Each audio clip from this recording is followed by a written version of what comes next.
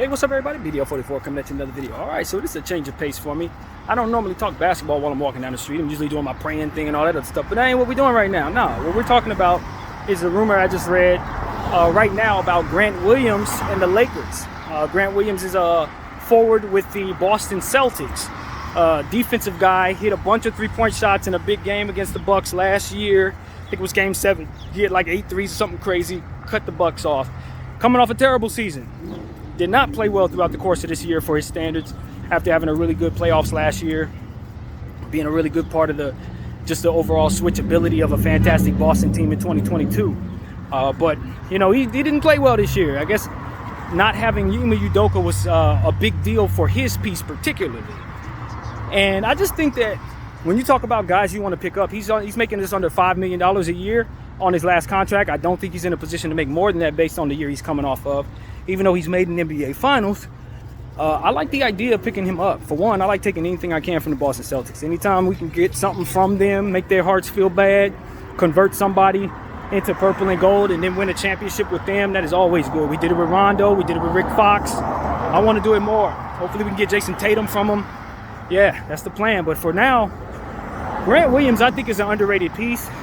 Who like D'Angelo Russell, like Dylan Brooks, like Fred VanVleet, Zion Williamson, their prices are low because they're not coming off the greatest seasons or they're not coming off the greatest whatever. But for him, it's because he just didn't play well last year. But I know what he can do. He's a big dude, very, very strong. Somebody stepped on his head, he didn't even get hurt.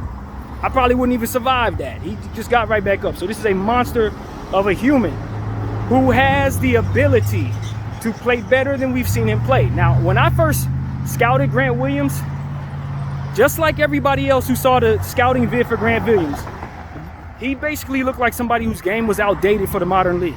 He usually wanted to play behind with his back against the basket, hopefully get as many possessions with his back against the basket to turn around and lay the ball up like he's Shaq or something. At 6'6" or 6'7", there's no way in hell we want him playing like that. But since he came into the league, he's done away with that. He's turned himself into a defensive stopper, somebody who can stretch the floor, and that's really where you want him to be for you. You know what I mean? Just basically all over the place, a dirty work kind of guy. Vanderbilt type of stuff. You know what I mean? Somebody who can come in and play some Bron minutes. Somebody who can help AD. Somebody who's probably going to likely replace one of our forwards that we lose. If we lose Wenyen Gabriel or something like that, he's somebody you come in and ask to do that. And so that's my thing with Grant Williams. Definitely on board with picking him up. I like the player. Buy low candidate. Definitely expect for him to have a bounce back season, especially in a new situation. And I like him. I know, you know, I have tempered expectations as it pertains to asking him to do too much. Tempered expectations as it pertains to what I think he's going to ultimately be as a star or something like that. He's just a role player, but he's a role player with NBA Finals experience. He's a guy who can play multiple positions, guard multiple types of players, both guards and forwards, maybe even some small ball centers as well. And so I just really like what his piece can mean to complementing Anthony Davis and Jared Vanderbilt. And then he also gives the Los Angeles Lakers an opportunity to not really worry too much about focusing on the forward position, since it's more guards in the range that we're drafting. If we want to pick up somebody like a Grant Williams or something like that, it will allow us not to really focus on getting forwards in the draft. We ain't got to really worry about that. You can try to focus on getting the best guards since there's so many of them. So that's what I like about where we're at right now. Hearing this type of rumor makes me feel intrigued that the Lakers are putting an emphasis on continuing to be the best defensive team they can be, putting an emphasis on finding us somebody who can guard Gordon from Denver, because that was one of the biggest problems we had. We didn't have a big enough team. Despite having all the size, we just didn't have the players that we could trust, that we could put down there next to Anthony Davis and LeBron James that can make us as big as we need to be to guard the Denver Nuggets. So that's my thing. If we can just get somebody like Grant Williams, maybe want to do it to be like 6'8", 6'10", 235, and we could throw it Gordon, that we could throw it Porter.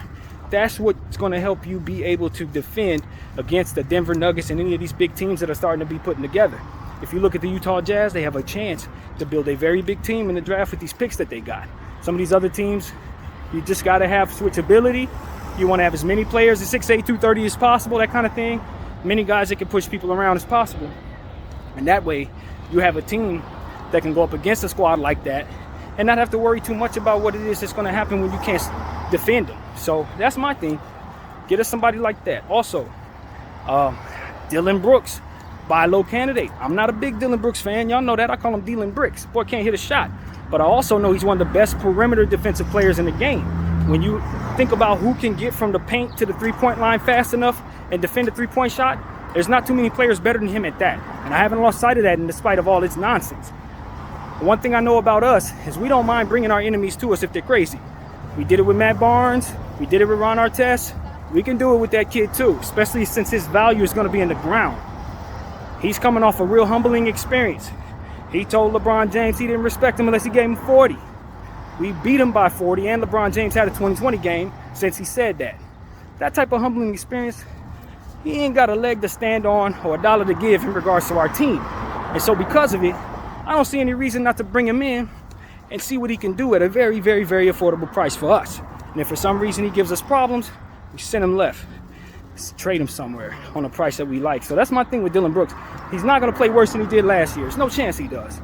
And most importantly, with him being as humbled as he was, it's a good chance a lot of people don't even think he should be in the league. And that, my friends, makes him a buy low candidate because I know he's better than what he showed. I know that he's a big piece of what Memphis is about. I know they probably don't value him like they should be based on what he's done and the fact that they may have other options they can go to, including changing the entire timeline around to not be so win now, since this may be a year where Ja Morant don't play very much. So they probably don't have a chance at a championship. But then again, you got Jaren Jackson, you got Desmond Bane. You're probably not quite ready to change your timeline anyway. So the way I see it is, if you're a Los Angeles Laker fan and you see all these defensive players who may be able to hit a shot, even though Dylan Brooks, you want to temper his shooting. You don't want him shooting as much as he's been used to shooting for the Memphis Grizzlies. But if you can get him to find some shooting discipline and develop in your situation, I promise you, you're going to find one of the best defenders you got available to you at a low price, as to which he will play up that value, and you'll likely be able to trade him for more than what you got him for. So that's what I'm saying to you guys. I think even though I'm on board with not getting Dylan Brooks, because obviously I'm not a fan of Dylan Brooks, at the end of the day, I'm thinking about buy low candidates. And since the Lakers want to keep their buy low candidates, talking about keeping D'Angelo Russell maybe and all that, I'm like, nah, let's get somebody else's buy low candidates that help us. There you go. All right. That help us. How you doing, bro? In regards to making sure that we get the players that we want to get so that we can be as good defensively as we want to be. So that's what I'm here to tell everybody, man. We want the Lakers to take a look at some of these buy low candidates that we know can flourish, because at the end of the day, it's just like a stock. When a stock is low and you pick it up when the market is bleeding, everybody's panicking selling the stock, you pick it up and just sit on it, wait on it. Maybe it keeps dipping, but you'll look up 3-4 months from now and it recovers and bam, you're in the money. And that's exactly how I'm looking at guys like Grant Williams, Dylan Brooks, some of these other dudes as well. At the end of the day, it's not that I think they're going to help us so much. It's that I know I can get them for a low price. And so that's really what it comes down to. D'Angelo Russell's kind of the same thing, but I don't think his price is going to come down to a space where I really, really respect it.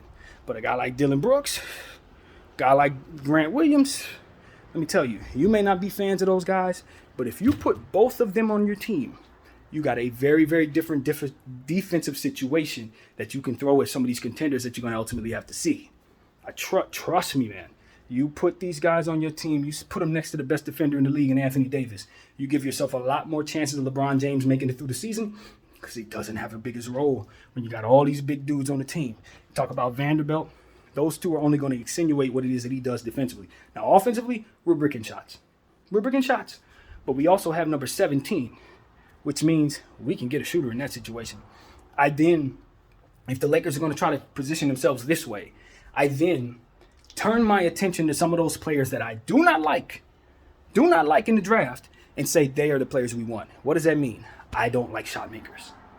Not that I don't like shot makers, but I don't like sole shot makers. If you are somebody who can only shoot the ball, Keontae George, Jet Howard, Bryce Sensabaugh, I don't want no parts of you.